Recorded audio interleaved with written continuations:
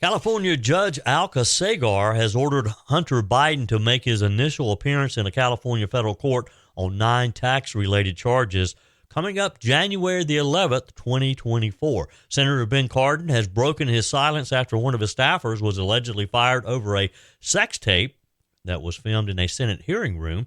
We have the latest details on this latest Democrat Capitol Hill scandal. And the latest use of artificial intelligence may change the way that you grocery shop, while a new Monmouth University poll released yesterday has revealed America's least favorite leader in Congress. You want to guess who it is? I'll give you a few minutes to think about it. You're not going to want to miss this. Welcome into today's edition of Just the Truth. Glad to have you join me in the PhD Weight Loss and Nutrition Studio. To lose the weight for the last time, visit myphdweightloss.com. I told you we'd be back. And ye shall know the truth, and the truth shall make you free. It's Joey Hudson. I wanted to name it the Joey Hudson Bill, but, they don't allow you to put names on bills. But I wanted to call it the Joey Hudson Bill because I know that one's been near and dear to you for a number of years. That's how it's done. Let your voice be heard. And the truth shall set you free. Here's Joey Hudson. Hunter Biden will make his initial appearance in a California federal court on 9 tax-related charges January the 11th of 2024. Biden will appear before Magistrate Judge Alka Sagar at 1 p.m. according to the Central District California's court calendar. The court is located in Los Angeles.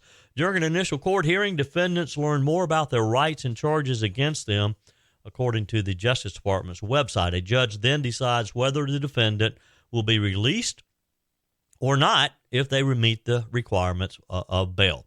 The DOJ states before the judge makes a decision on whether to grant bail, they must hold a hearing to learn facts about the defendant, including how long the defendant has lived in the area, if they have family nearby, prior criminal records, and if they have threatened any witnesses in the case.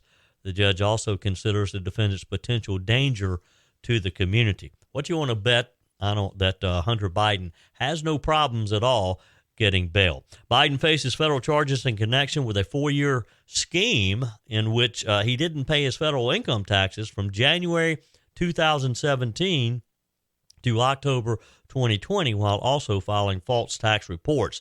The charges break down to 3 felonies, 6 misdemeanors, centered around $1.4 million in owed taxes that have since been paid. They were paid by his sugar brother. We will talk more about that in just a moment. Special counsel David Weiss alleged Hunter engaged in a 4-year scheme to not pay at least $1.4 million in self-assessed federal taxes he owed for tax years 2016 through 2019 from in or about January of 2017 through October of 2020 that fall. The Weiss is saying that he tried to evade the assessment of taxes for a number of years in addition to those. Weiss said Biden spent millions to fund an extravagant lifestyle rather than paying his tax bills. When he finally filed his 2018 returns, included false business deductions in order to evade assessment of taxes to reduce substantial tax liabilities that he faced in February 2020. He pleaded not guilty in October to federal gun charges in U.S. District Court for the District of Delaware after being charged out of Weiss's year-long investigation.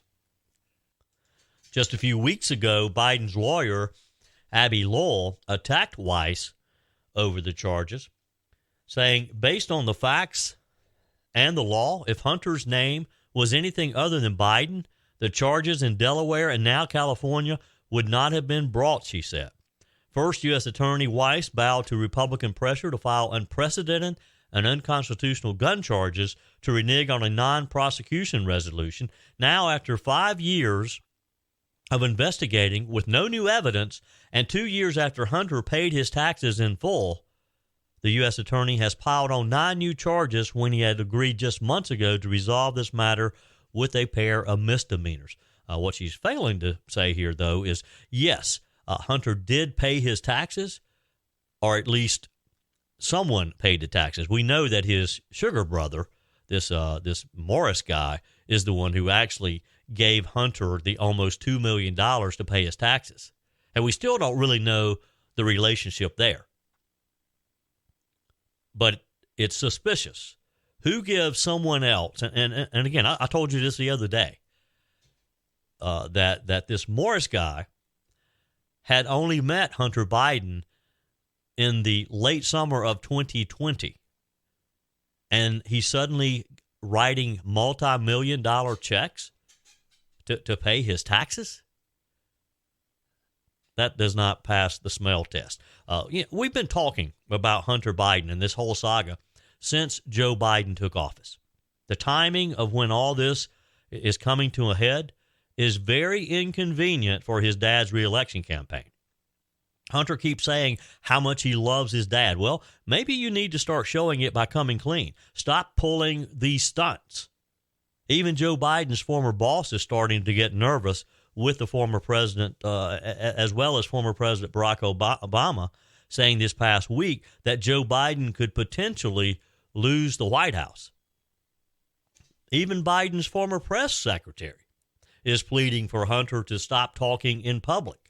Jen Psaki, the MSNBC host, said Sunday that the president's son making public remarks on Capitol Hill last week was, quote, not helpful to anyone. NBC's Kristen Welker asked Psaki about the surprise press conference by Hunter last week and asked if it hurt or if it helped. If you're sitting in the White House right now, you're like, please, Hunter Biden, we know your dad loves you. Please stop talking in public. This is not helpful to any of them for him to be out there. But at the same time, the president loves his son. That takes precedent over anything else. Well, I get that. I understand. And Hunter kept reminding us in the press conference how much he loved his dad. Former Assistant U.S. Attorney Andy McCarthy joined America's Newsroom to react to Psaki insisting that Hunter Biden should stop talking in public. McCarthy said that the president's political strategy has already collided with his son's legal woes. Does the legal strategy and the political strategy, legal for Hunter Biden and political for Joe Biden, are they on a collision course? Yeah, I think they've already collided. I mean, the time to worry about what Jen Psaki is talking about was before Hunter got indicted, when they were trying to make that whole case go away. But now, obviously, he's indicted in not one but two cases. So, he's going to be out there publicly, as is his lawyer, speaking, and that's going to be excruciating for the president. And I think about the Washington Post report that David was speaking about is I'd be very concerned about that. There's kind of a confluence of events that we've seen. David Axelrod says maybe Biden shouldn't run. There's a Wall Street Journal report this weekend where, it seems like Obama is saying the same thing. Yes, I saw that. You've got now two indictments. And now this report, what astonished me about it is not just the details. This is a 4,000 word report, which means they spent weeks on it. They could have dropped it at any time. And it dredges up stuff that's been kind of vaguely known for years. Right. And that Joe Biden must have thought that he had, survived that long ago. And here it is again, right at a time when a lot of top Democrats are saying, maybe time for him to get out. No, and I've said this all along. Joe Biden never expected to be president of the United States. Never. Joe Biden, when he left the vice presidency, never thought he would hold public office again. I've made this argument many times. Think about it. Joe Biden was the last Democrat to join the presidential race because he was reluctant. He knew what was hiding in his closet. He knew about the skeletons in his closet. But all the Democrats were saying, Joe, you got to come save the party. You got to jump in here. You've got to help us with this, because they had people like Kamala Harris. Remember, she was one of the ones running. And they were obsessed with beating Donald Trump, of course. And so I guess collectively they decided, well, the only person who can beat Donald Trump is Joe Biden. So they convinced him to get into the race, and he did. Knowing, can you imagine when Joe Biden goes to sleep at night, and for the last couple of years, knowing that eventually this was probably going to come out, that people are going to be on to what he, his son, his brother, the entire Biden family, what they had been up to to cash in on his name. It was also revealed that James Biden, Joe's brother,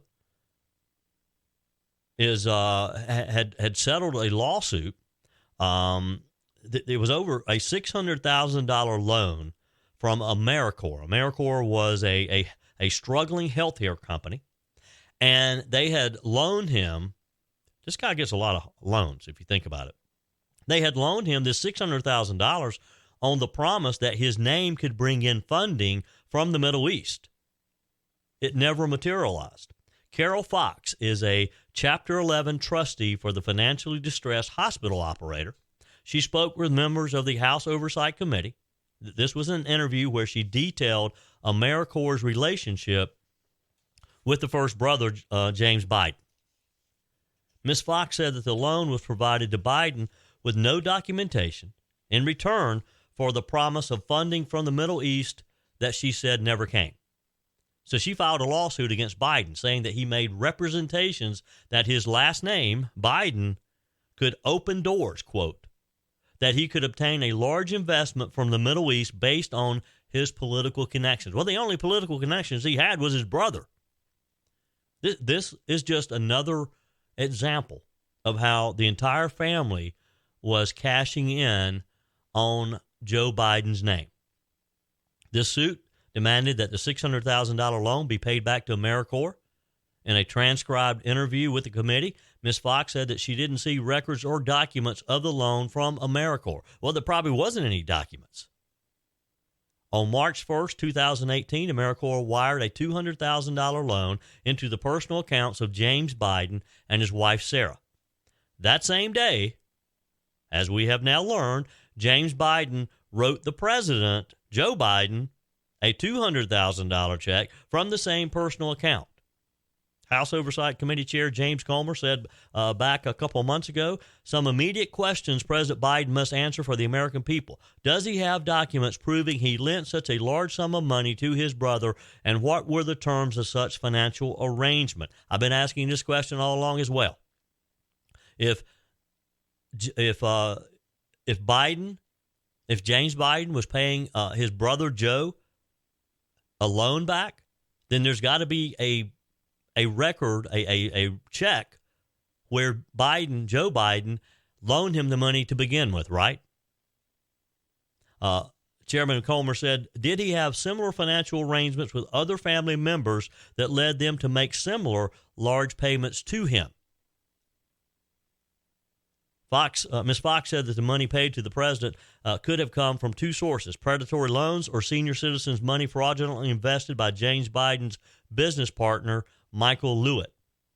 Comer previously said that even if the payment was a personal loan repayment, it's still troubling that Joe Biden's ability to be paid back by his brother depended on the success of his family's shady financial dealings. And it's not just coincidence that James Biden got $200,000 from AmeriCorps wired to him, and the same day he wrote a check to his brother for $200,000.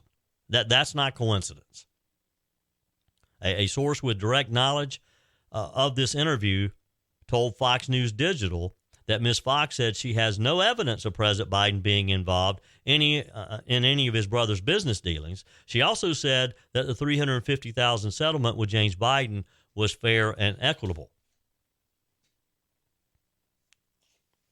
Changing topics here for a minute, Senator Ben Cardin has broken his silence after one of his staffers was allegedly fired over a sex tape filmed in a Senate hearing room. Senator Cardin told members of the media outside of the Capitol office building that he was angry and disappointed, but would not go into any details of the investigation nor his relationship with the accused staffer.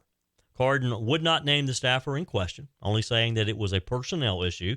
The Democrat senator said that he was not aware of any further disciplinary issues against the staffer and hadn't spoken to him since the firing. He added that the Capitol Police are continuing to investigate. Here's the exchange between Senator Cardin and several members of the media outside of the Senate office building.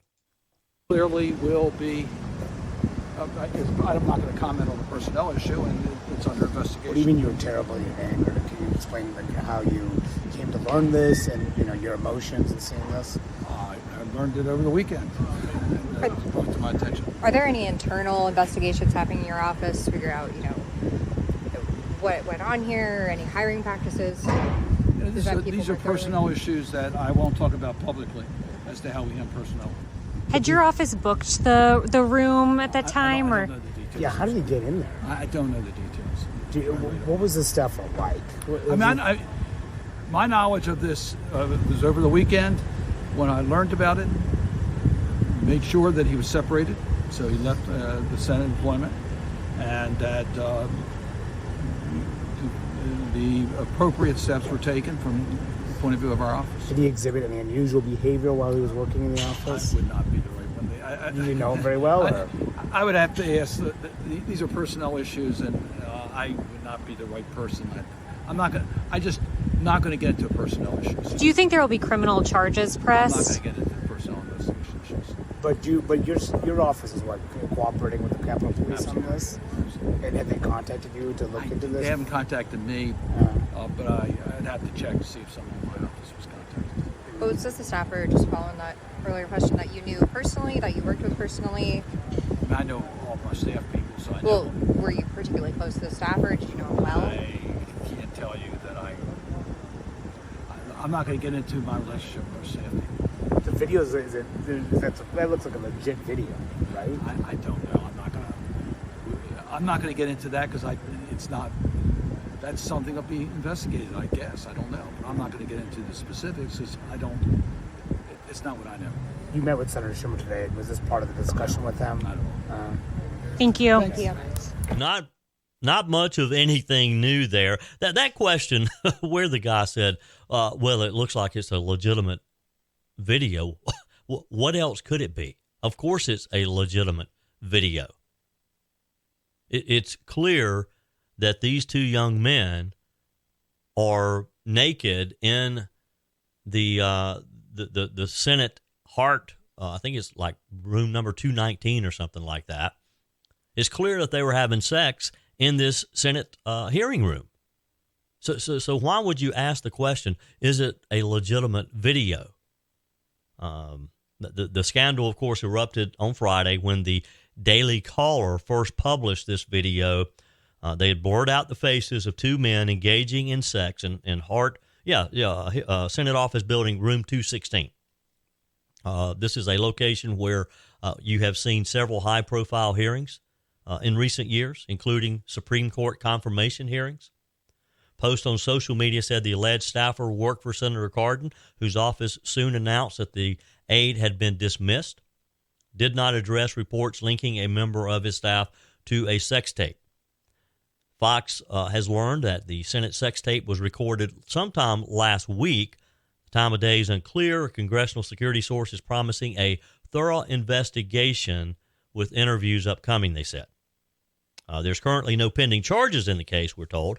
A security source did not rule out the possibility of future charges, though. U.S. Capitol Police say that they are continuing to investigate the filming of a sex tape inside of a prominent hearing room at the Hart Senate Office Building. It's been reported that the Senate sex tape was recorded again last week, and they're promising a thorough investigation.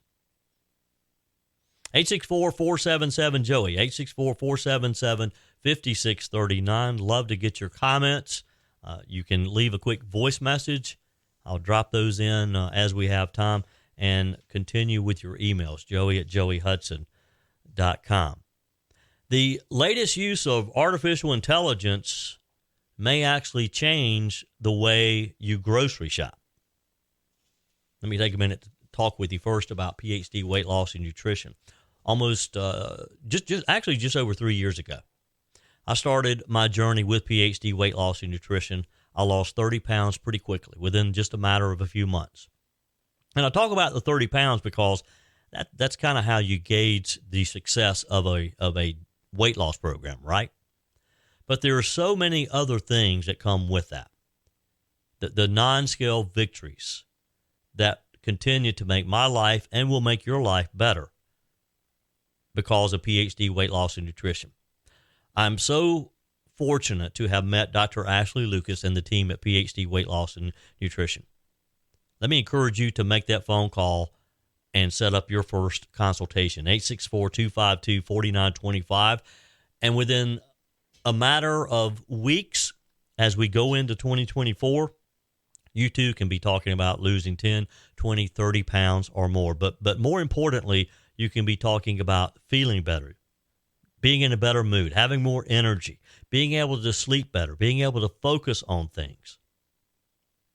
I promise you, this is one phone call that you will not regret taking. 864-252-4925. You can also find them online at myphdweightloss.com. PhD Weight Loss and Nutrition, the official partner of the Clemson Tigers. There's not a day goes by that there's not something new about AI, artificial intelligence. It's taking over many of our daily routine things that we do. The latest, AI may be coming to a grocery store near you. Grocery delivery company Instacart is teaming up with retailers across the country to deploy its brand new smart shopping carts. The carts will allow you to scan your items directly in the cart.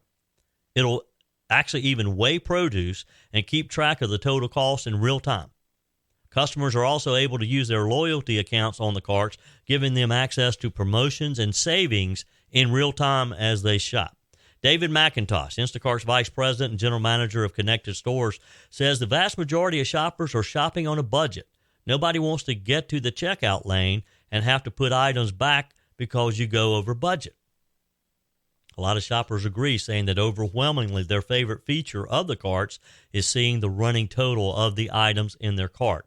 Keisha Branch is a customer at Fairway Market in New York City, one of the participating supermarkets. She said, when you're on a budget, you can see where you are at any given point, if you can continue or if you need to switch items out, she said. The carts are powered by Caper AI, which Instacart acquired in 2021 for $350 million. McIntosh said that the carts use AI technology to power the advanced recognition, scanning, and weighing items. The goal, he said, is to increase personalization. One day the company envisions the carts recognizing shopping habits and recommending products or recipes based on your preference or dietary restrictions. He said, we can really start to take the magic of the online experience and bring it into the store. Instacart isn't alone in this development. Others are trying to or have plans to roll out smart shopping carts as well. Brick and mortar grocery stores, which still boast a dominant market share in the grocery industry, of course, are facing greater competition from delivery and online businesses. So in response, these companies are looking for ways to integrate digital elements into the shopping experience. How are you going to feel about having one of these so-called smart carts? Amazon is said to be developing a dash cart, which allows customers to log in. You can skip out the checkout process. And I've seen this firsthand, not the cart, but an Amazon, I think they call it like dash store. And I got to tell you, I didn't feel exactly comfortable with it because you walk into the store, there's no one in there. You go through a sort of a turnstile type entrance. You do check in with your Amazon membership number, but that's it. You go through, you pick out what you want, and then you walk back out a separate entrance. It scans you as you're walking out. You never even have to take your credit card out. I felt like I was shoplifting. I felt so. This was in New York City at Rockefeller Plaza a few months ago. I told my buddy Mike Gallagher about it. He didn't believe me, so I took him back down there. He went in. He felt the same way. You know, you're kind of looking around thinking, all right, there's a camera or there's a security guard watching me to do this. They're going to chase me down the outside of the store here and want me to pay them.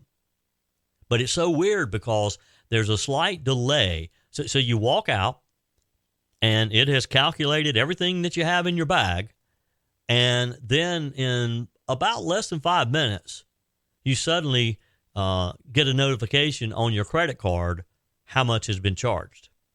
Now, I don't know what would happen if you challenged one of those charges. If they charged you for something you didn't really have in your bag, not quite sure how you'd handle that. But it is odd to walk out of a store never having spoken to a single human being and not have to give your credit card or cash to anyone. You just walk out with the product. Others are doing the same thing, we're told. Albertsons is a Seattle-based store that's also deploying smart carts in some of their select stores, saying that it reduces time spent in stores by 24 minutes. Israel-based Shopik and Shuffresall supermarket chains are deploying more than 2,000 smart cart clip-on attachments in their stores. Intracart's Caper carts are available or will be available in the coming months in select Kroger, Sobeys, ShopRite, Fairway Markets, Bristol's, and Geisler stores. Customers shouldn't have to choose between shopping in store and online, Mr. McIntosh said. It should be one single unified mode that works really well. You feel good about this? You feel comfortable with a smart cart? Love to get your take on it. 864-477-JOEY. 864-477-5639. You can send me a text message. You can leave a voice message or send me an email, joey@joeyhudson.com. On the Truth text line today, Jeff says Lindsey Graham is not worried about the president's deals because he's as crooked as Joe Biden. This is in reference to Lindsey Graham. I played for you yesterday, I think it was, where Lindsey Graham said he's not concerned about impeachment, hasn't really been paying attention to it because he's more dedicated or concerned about what Joe Biden is doing about peace in the Middle East. Susan writes, I'm tired of all these idiots, including Chris Sununu and Ann Coulter, accusing President Trump of not finishing the wall. Congress, with a so-called Republican majority led by Paul Ryan, refused to fund the wall, so Trump had to get it funded by another source. Had Congress funded it when Trump first asked them to, I think the wall would have been finished by the end of his first term. This is in reference, I think, to Governor Chris Sununu sat down. He endorsed Nikki Haley last week. He sat down for an interview with Nikki Haley. This came up, and he talked about how Donald Trump is talking about finishing the wall, and his question is, well, why didn't he finish it during the term that he was in the White House? Email from Katrina says, hi, Joey. I just signed up for Bolo. Thanks for sending the link. What Katrina is talking about is we, as you probably know, the Mike Gallagher Show Charitable Foundation, we help first responders. One of our programs is the First Responder Bible. We have sent out about 60,000 Bibles to first responders since we started this ministry some years ago. We're kind of taking it to a new level. We're going to have more online content, more Bible studies that you can do at our website, firstrespondersbible.org, firstrespondersbible.org. If you know of a firefighter, an EMT, a police officer, please ask them to check out our website. But we're also going to have another podcast specific for first responders. Now, anyone can listen to it, and actually will apply to anyone. But we're going to focus on interviews with chaplains and pastors who minister to first responders specifically. But I'd love for you to check that out as well. Just go to wherever you get your podcast, wherever you're listening to me right now. Just type in BOLO. BOLO stands for Be on the Lookout. It's a law enforcement term. BOLO, Jesus is Coming. You can just search for that. It'll pop up. Love to have you subscribe to that and listen as well. But if you have a first responder in your family, please let them know about it because we want them to participate. Our text of encouragement today, nothing can bring you peace but yourself. God bless. Thank you for that message. Your comments are welcome as well. 864-477-JOEY, 864-477-5639. A new Monmouth University poll released yesterday has revealed that Americans' least favorite leader in Congress is, you want to guess who it is? I'm going to give you a few minutes to think about it while I tell you about Discounted Appliance Warehouse. Portions of today's show brought to you by Discounted Appliance Warehouse. If you're tired of buying appliances from inexperienced sales staff who have no appliance knowledge, then let me encourage you to take the short drive to Pickens, to Discounted Appliance Warehouse. And you can walk through their 11,000 square feet that's just slam full of about 1,500 or so appliances at any given time. Quite often, you can buy it today and use it today. But most importantly, you're going to get the appliance that's right for you, the appliance that's going to work for you and your family.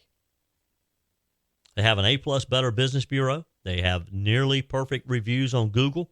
And the team at Discounted Appliance Warehouse has the knowledge that you need to have confidence in your purchase, that you make the purchase that's right for you. They're also proud to offer Speed Queen, the only washer and dryers with up to a 7-year warranty on parts and labor. Discounted Appliance Warehouse, you're going to be thankful that you took the short drive to Pickens. Find them online at dawpickens.com, dawpickens.com. So even though there's a long list of congressional leaders that Americans don't seem to like, there's one who really seems to be leading the pack. Did you guess who it is? Text me your guess. I'm going to tell you here, though. But text me who you thought it was and if you got it right. According to the poll, just 6% of adults say that they approve of Senate Minority Leader Mitch McConnell's job performance, with a whopping 60% saying they disapprove. Think about that. 60% of Americans do not approve of the job Senate Minority Leader Mitch McConnell is doing. McConnell was the only congressional leader with a net negative approval rating from within his own party, and even fell far behind his Democrat and Republican colleagues on how they are viewed by the American public. Just 10% of Republicans said they approved of McConnell's performance, with 41% disapproving and 49% having no opinion. McConnell's approval rating was down from 12% in July, with 50% disapproving and 37% having no opinion. Senate Majority Leader Chuck Schumer received a 21% approval rating. Now, that should tell you something there. If you're Mitch McConnell and you got a lower approval rating than Chuck Schumer did, it's time for you to go home. Schumer, 21% approval rating, with 41% saying they disapproved and 38% having no opinion. Within his own party, Schumer received a 48% approval rating compared to 18% who disapproved and 34% with no opinion. On the House side, 17% said they approved of Speaker Mike Johnson's job performance, with 31% disapproving, 51% just really not having an opinion either way. House Minority Leader Hakeem Jeffries fared slightly better with a 21% approval rating. Overall, just 17% say they approve of Congress's performance, and 77% say they disapprove. Is this not a sad state of affairs when most Americans don't approve of our leaders in Congress? I mean, I remember when being a member of Congress, what was an honor, was well respected. How have we gotten to the point that most Americans don't trust, just don't like what our leaders in Congress are doing? What's going on at Fort Jackson in South Carolina? As we wrap up this edition of Just the Truth, we learned yesterday a second drill sergeant was found dead at Fort Jackson in just over a week. Staff Sergeant Zachary Melton, he's 30 years old, was found unresponsive inside of his vehicle on the base. U.S. Army Garrison Fort Jackson said in a news release. Melton was a drill sergeant with the 1st Battalion, 34th Infantry Regiment, was located by unit personnel after he failed to report for work.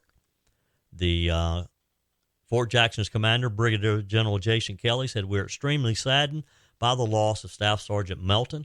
Our thoughts are with his family and the soldiers of the Always Forward Battalion during this very emotional time."